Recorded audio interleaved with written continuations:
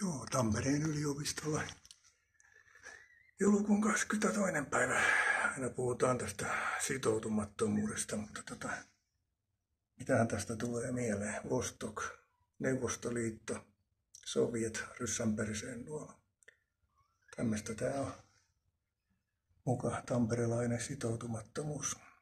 Kyllä tässä on Moskovan arvoista kysymys Suomen historian peittelystä. Historioitsija Seppo Lehto, eduskuntavaaliehdokas Tampere, ottaa kantaa näennäissitoutumattomaksi.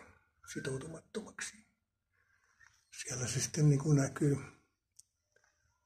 mitä tämä Tampereen yliopisto sitten on. Mutta Seppo Lehto jatkaa taivallusta. Mennään ostoksille. Eduskuntavaaleissa tukeanne. Kiitos oikealle historialle. Se on moro. Ja toimittaja tutkinnot kuntoon ilman punamädätystä.